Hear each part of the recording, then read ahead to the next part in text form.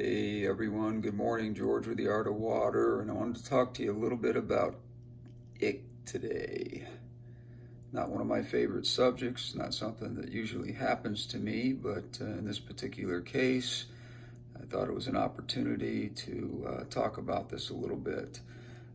First of all, these rummy nose tetras were purchased about 3 days ago, and they're from my regular supplier, so I was a little surprised at this, but I don't know that much about rummy nose tetras other than they can be a little bit difficult when you're transferring them from one tank to another.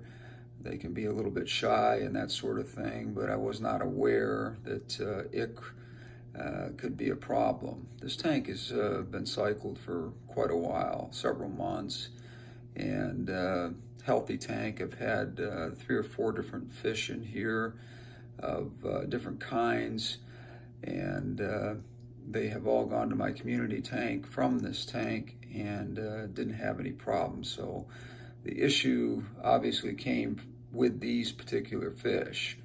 Now there was 7 in this small 5-gallon nano tank, and 5.7 gallon, excuse me, this is a cobalt 5.7 gallon tank. And anyways, they initially came with 7 and didn't show any signs at all of the ick issue until probably about 24 hours into it. I got up the next morning.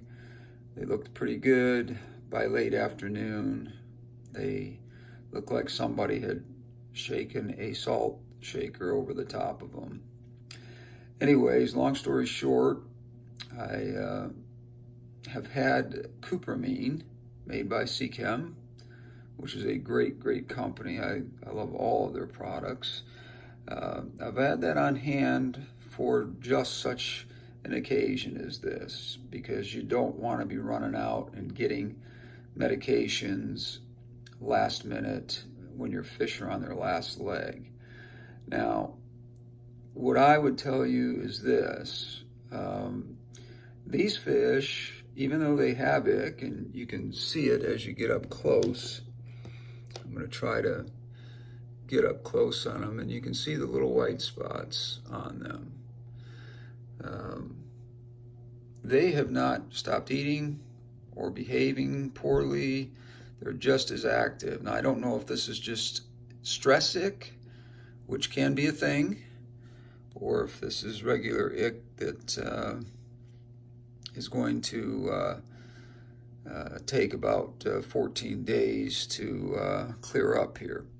So basically, a couple of steps taken here. Like I said, the cupramine, what you want to do is pull all of your plants out of here. This was a really well planted tank. If you look back at my other videos, you'll see that this tank's been up and running for a while here. Basically, all that's left in here is some dragonstone and a piece of wood. And of course, the carbon filter was removed because the medications just get sucked up into the carbon if you don't do that. So make sure when you're using medications, you're not running carbon filters of any kind, because you're just wasting your time. You got to have non-carbon sponges of some kind. I did not have a cartridge for this particular one. I do have one on order. So I sort of improvised with a piece of sponge from Fluval that I had on top, that I have on top here, that I just sort of rubber banded to this piece of equipment. And it seems to be holding up pretty well and doing what it's supposed to be doing. So for now, I'm going to go with that. I should have that cartridge within a day or two, but you do have to have something that is non-carbon. Second thing is, on the cupramine, you got to really follow the instructions really well. Don't try any other things and then try cupramine, because that's not a good idea. Also, if you've ever used copper in your tank before, you don't want to use this product until you've checked the levels of copper in here, because too much copper is a killer to certain kinds of fish. Third, you want to make sure you up your temperature. Make sure you have the ability to do that about every hour, maybe 2 degrees, until you get to around 84 to 86 degrees. That seems to be the sweet spot where ick can no longer survive. What'll happen is your fish will look worse before they look better, and that's pretty typical with every outbreak of ick. And most people that have had problems with this can tell you that it does look worse before it gets better. Now, I have no idea why the autocinclids that have been in here forever show no signs of this. Perhaps this is just stress ick. I don't know. But I'm not taking any chances, so I'm treating the tank. So I had to pull all my vegetation out of here, which was beautifully planted, but that's just going to give me an opportunity to get my kicks rescaping this with plants that I kept. They're in quarantine as well in another tank. Plants, if they don't have a host, after about 5 or 6 days are fine to put back into a tank. But we're going to leave them in that particular tank for about 14 days as well, just to make sure that we don't reintroduce the problem back into the tank. So the next thing to do will be after 48 hours, which will be tomorrow, because I've had this going now for about 19 hours. I will redose this, read the instructions on the back, because for reef aquariums, there's one way of doing it. For freshwater aquariums, there's another way of doing it. Cupramine is excellent at taking care of this problem. As you can see, these fish have ick, but they're very active. They're very colored up the way they're supposed to be. I really don't know what's going on here, but I'm hoping that with the temperature pumped up, with the cupramine and the redose tomorrow, and then you wait 14 days, and they say you should see within 3 to 4 days, your fish won't have any spots any longer. But keep in mind, this is very important that you got to see this through all the way, because just because you don't have spots on your fish does not mean that the ick is not living in your substrate. The heat's going to make the life of that ick come out a little bit faster. It's going to make them hatch out. That's why your fish are going to look a little bit worse after about 48 hours, and then it's going to start to drop off, because the temperature and the medication is going to kill everything that has to do with ick in this tank. Now, there's a lot of people that say that ick is something that lives in all tanks and just comes alive when fish are stressed or whatever. I did do a little research on the rummy nose tetra. I knew a little bit about them. That's why I wanted them. I do species-only tanks. I don't mix fish with other fish. On rare occasions I do, but I typically don't do that. If I get barbs, I usually mix barbs with barbs, tetras with tetras. I have done some rasporas with tetras before because they're a very similar family.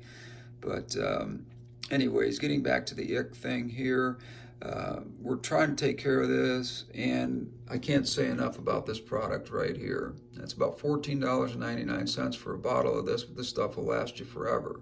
And the reason why I say it'll last you forever is because if you're doing what you're supposed to do, you're not going to end up with ick in your tank in the first place. And this goes back to a video that I did about a week ago talking about this very subject, having a quarantine tank and making sure that your quarantine tank is set up and ready to go just for such an event. And all your fish that come through, when you get fish, pass through here, and they're healthy before they go to your community tank. So I'll give you an update here in about another 4 or 5 days here just to see how these fish are doing. But as we can see, they are at this point here still doing very well. We did lose one fish. I said there was originally 7, but he died right away, even before I noticed the ick. So I knew there was a problem, because when I put fish in a tank, I am very, very, very patient at acclimation, and everybody appeared healthy. The one that did die was kind of a runt guy. He wasn't as big as these. He was the smaller of the 7, and that may have had something to do with it. Maybe his immune system wasn't quite as sharp as these guys. But anyways, not a great subject to talk about here, but a subject that I thought was important enough to post. And if you have any questions, please make comments at the bottom. I'll get back to you. Ring the bell, or at least give me a thumbs up on this. And if you haven't subscribed, please subscribe. I'd sure appreciate that. This is a new channel, and I'm trying to build it as best I can and help you guys out. I've got a wealth of information that I've got to offer, but I really need your subscriptions in order to make this channel really work. At this point here, this is really just a hobby channel for me, but I would really like to be able to help some people out there that have questions regarding things such as this. So anyways, this is George with the Art of Water, and again, if you have any comments or questions, let me go over the steps one more time. When you see ick, have medications on hand. Do not wait, because the quicker you get at it, the better off your fish are going to be. Number 2, raise the temperature to your tank from slowly.